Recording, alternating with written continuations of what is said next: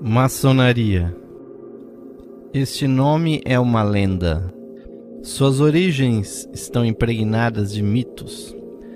Historicamente, a maçonaria descende das guildas de ofício dos pedreiros que lavravam em rocha.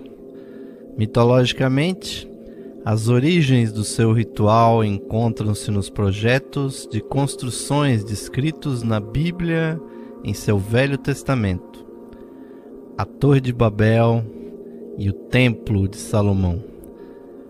Quando um homem se integra à loja maçônica, como nas guildas de ofício do passado, inicialmente ele se torna um aprendiz, depois um companheiro e finalmente um mestre maçom. Mas no final do terceiro grau, se diz ao mestre maçom que a palavra dos mestres se perdeu. Há um período no tempo para o mestre maçom descobrir esta palavra perdida.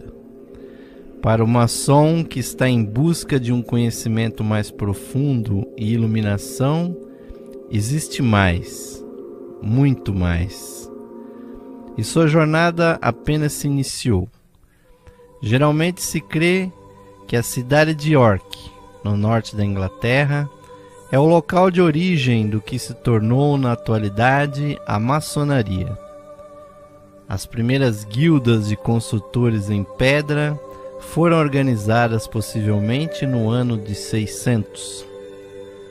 O rei Athelstan, cujo nome significa Pedra Nobre, bisneto de Alfred o Grande, sendo reconhecidamente o primeiro rei de toda a Inglaterra, autorizou a primeira grande loja de maçons, há mais de 1000 anos atrás, no ano de 926.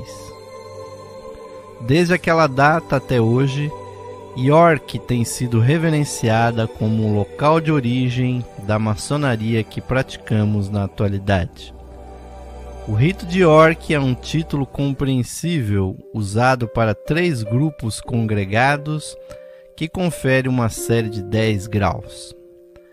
Há 4 graus de Real Arco, 3 graus de maçonaria críptica e 3 ordens de cavaleiros cristãos, culminando na Ordem dos Cavaleiros Templários.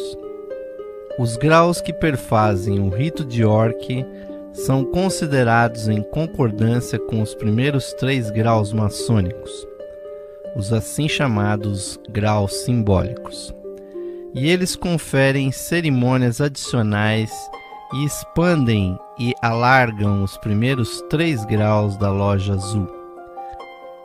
Eles não são considerados como mais elevados ou mais importantes do que o grau de mestre maçom, e nem todos os maçons receberão esses graus. Compreendamos esses graus como a continuação da educação maçônica. Eles são passos adicionais na senda da luz maçônica.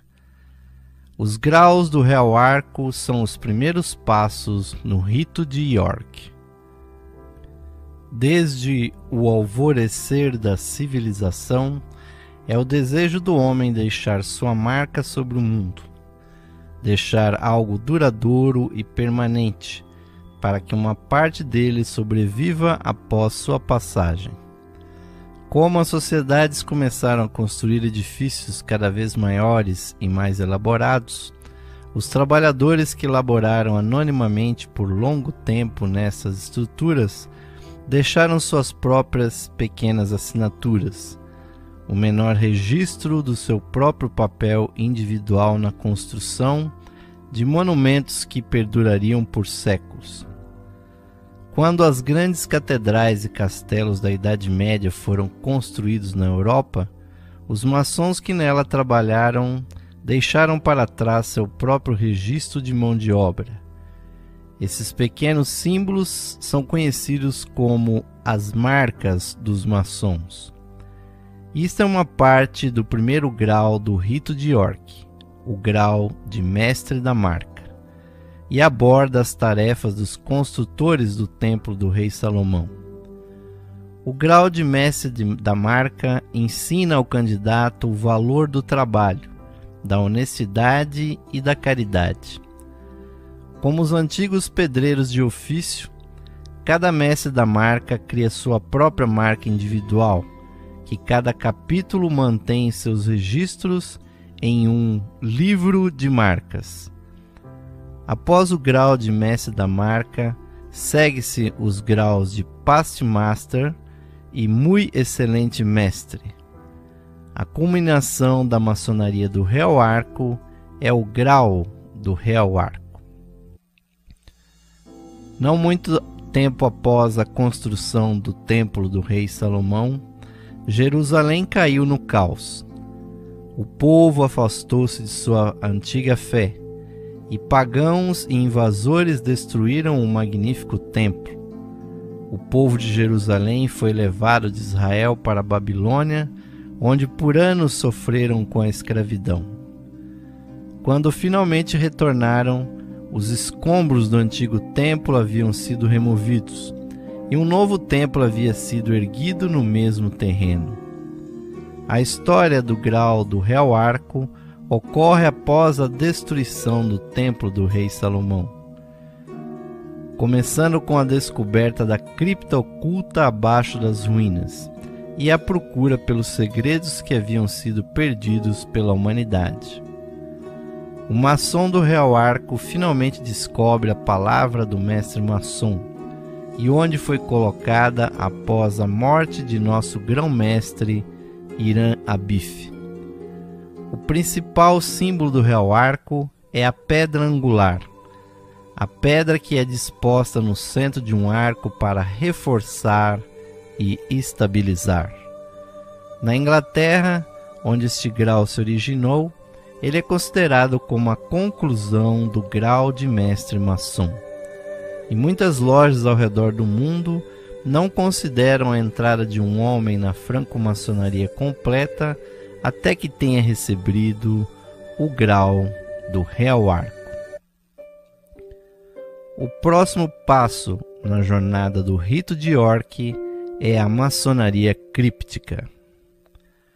O Conselho de Mestres Reais e Mestres Escolhidos, ou Conselho Críptico, confere 3 graus.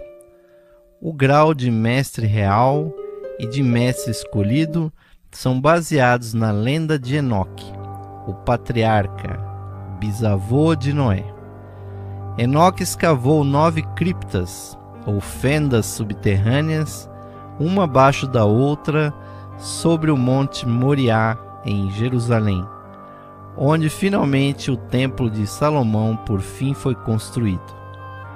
Cada cripta contém segredos, e no fundo da 9ª cripta estava o maior segredo de todos, o sagrado, inefável e impronunciável nome de Deus.